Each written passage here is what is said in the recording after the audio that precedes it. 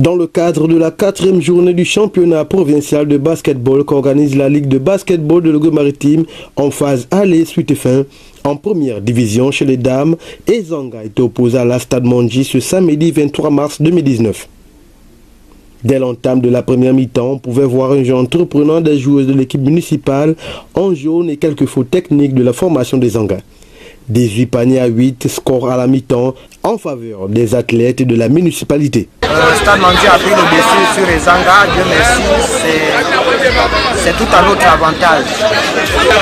Dans toute compétition, le coach a des objectifs, les joueurs ont d'autres objectifs. On fait tout pour que les deux essayent de coïncider. Et là on a essayé, tant bien que mal, bon.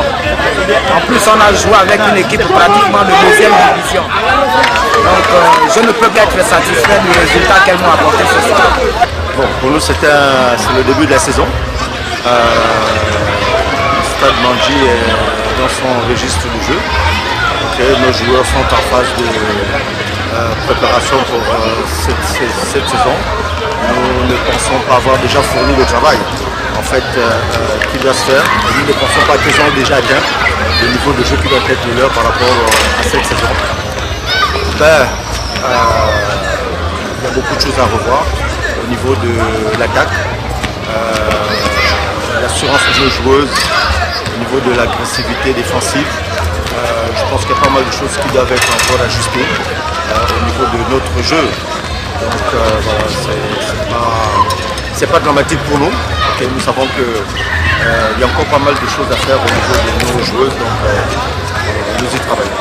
Au terme des 4 temps de 4 fois 10 minutes, Stade Mondji s'impose finalement 36 paniers à 16 face à Ezanga.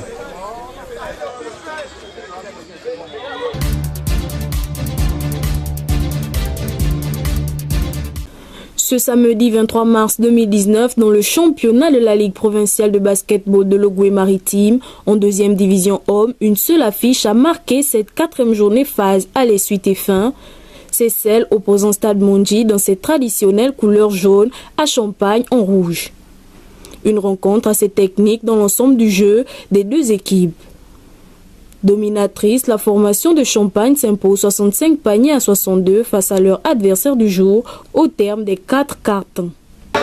Sentiment mitigé, à mesure où on a perdu. Bref, on a d'abord mené, l'adversaire est revenu. On n'a pas eu l'énergie nécessaire de revenir au score. On a perdu 3 ou 4 points, je pense. C'est le travail, comme on dit, le travail. S'ils ne sont pas vraiment sérieux dans le travail, il faut qu'on travaille davantage pour essayer d'occuper un meilleur rang. Qu'est-ce qui a manqué? Bon, on va dire l'expérience. L'équipe en face est une équipe, on va dire, expérimentée.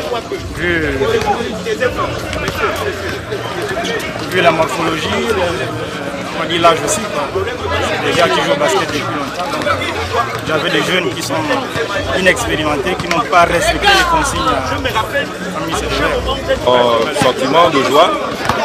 Le match n'était pas facile parce que les petits nous de Stade Mondji nous ont trouvé du fil à retordre, mais satisfait dans l'ensemble. Leur coach dit qu'il avait en face de lui une équipe expérimentée. Est-ce que vous pensez que c'était le cas? Pas très expérimentés, ce sont des jeunes. Les gars de mon équipe sont en 2e division, mais ils ont au moins 15 à 20 ans de basket. On a joué plus sur l'expérience. Donc on n'a pas trop marqué à 3 points. Bon, on essaiera de travailler ça pendant les entraînements.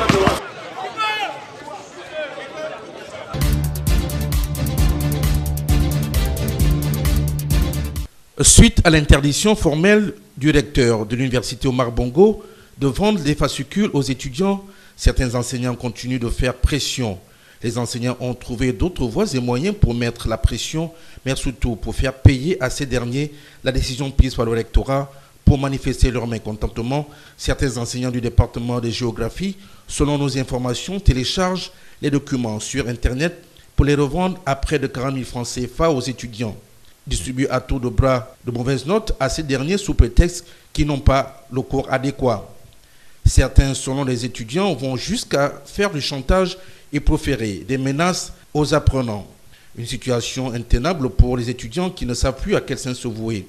Le ministère de l'Enseignement supérieur est à nouveau interpellé pour mettre fin à ce qui ressemble à une escroquerie de la part de certains enseignants qui s'enrichissent sur le dos des étudiants qui, pour la plupart, sont de familles modestes.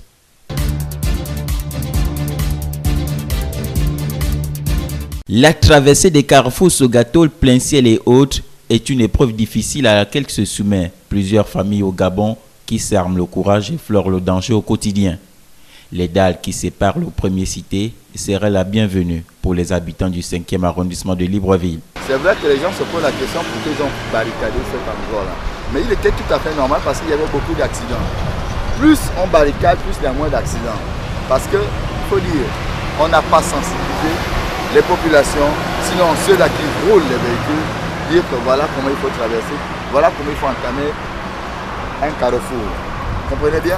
Donc moi je suis tout à fait d'accord du fait qu'on a essayé de ralentir le taux d'accident au niveau du 5e arrondissement de Sogato. L'absence des panneaux de signalisation adéquats à ces lieux augmenterait des risques à ces derniers, autrefois réputés pour les multiples accidents enregistrés, continuerait d'ôter les vies humaines. Les voitures vont très vite. C'est pas bon en tant que oui, l'année passée j'ai perdu un camarade ici à Sogato à cause d'un camion. Il a connu une petite voiture, la voiture a ramassé et décédé. On propose qu'on mette, je sais pas, des feux de signalisation, des gendarmes qui arrêtent quand même les taxis, les voitures. C'est dangereux parce qu'on traverse là, c'est dangereux, pour moi c'est dangereux. Il n'y a pas de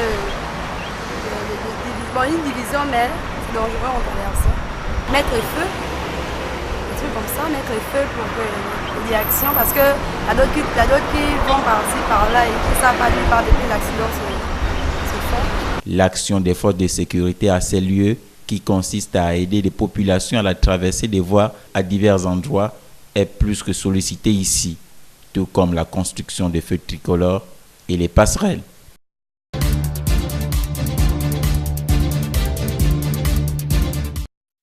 C'est aux environs de 5 h du matin, ce samedi 23 mars, que le village d'Ogosagupel a été attaqué par des assaillants en tenue traditionnelle des chasseurs communément appelés Dozo, selon plusieurs sources. Le bilan est macabre, 135 personnes tuées, parfois mutilées ou calcinées, et les biens mis en sac. Les ambassadeurs du Conseil de sécurité présents à Bamako condamnent cette barbarie.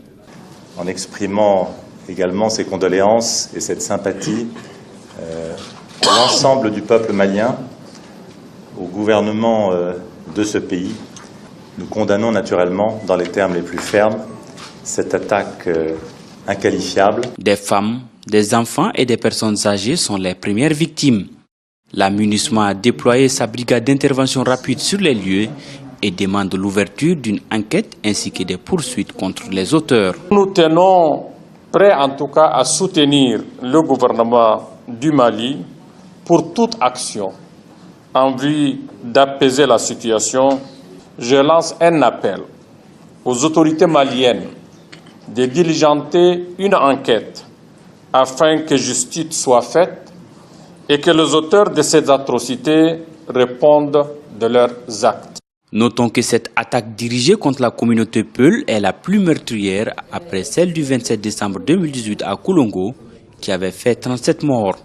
Le gouvernement malien a, dans un communiqué, condamné ces attaques.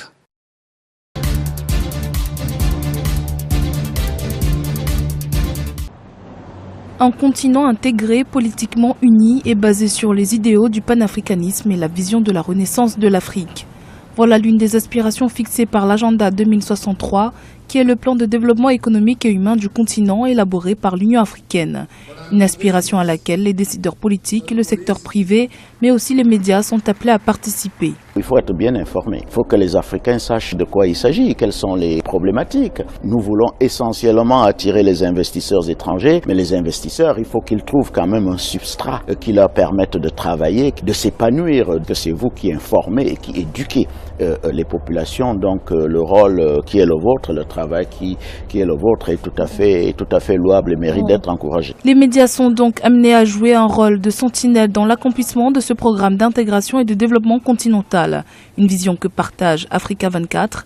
En 10 ans d'existence, la chaîne s'est donné une orientation déterminante au service de l'Afrique. Longue vie, en tout cas à la chaîne, et je pense que c'est nécessaire d'avoir ce regard de l'Afrique sur elle-même. Le défi des médias, c'est à la fois de parler de cette Afrique globalement, mais en même temps, il ne faut pas, encore une fois, s'échapper des réalités, et les réalités sont encore souvent locales. Tout le grand écart, c'est à la fois de considérer l'Afrique comme une entité globale, et en même temps, de pouvoir répondre à l'attente d'auditeurs, de lecteurs, etc., qui sont aussi préoccupés par des enjeux chez eux.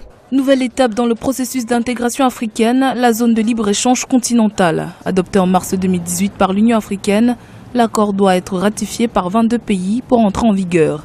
Il devrait permettre de lever les derniers obstacles au commerce intra-africain.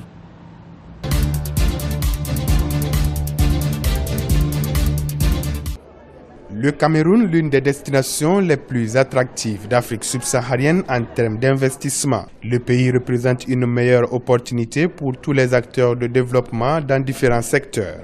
La dynamique des réformes orientées vers l'implication du secteur privé, moteur de la croissance et principal pourvoyeur d'emplois, devrait faire du pays une économie émergente à l'horizon 2035. Nous avons un potentiel qui est énorme, qui est reconnu de par la diversité de l'économie, que ce soit dans le domaine agroécologique, que ce soit dans le domaine minier, que ce soit dans le domaine touristique. On peut faire beaucoup de choses au Cameroun. Bon, en plus, nous avons un cadre d'incitation. Nous avons fait voter une loi en 2013 qui est une loi suffisamment incitative. Présent au Forum international Afrique Développement, le Cameroun a, à travers le marché de l'investissement, invité opérateurs économiques et institutionnels internationaux à investir dans ces grands projets de développement.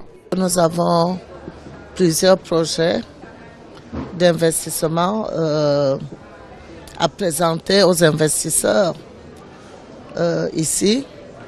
Vous savez que le Cameroun aujourd'hui est un grand chantier. Vous savez que le pays vit essentiellement de l'agriculture. Nous voulons passer de l'agriculture de simple à l'agriculture de seconde, voire de troisième génération. Pays d'Afrique centrale, le Cameroun avec un potentiel important au plan hydroélectrique, minier, agricole et énergétique, a mis en œuvre ces dernières années, selon les analystes, des réformes incitatives en dépit d'une conjoncture internationale difficile.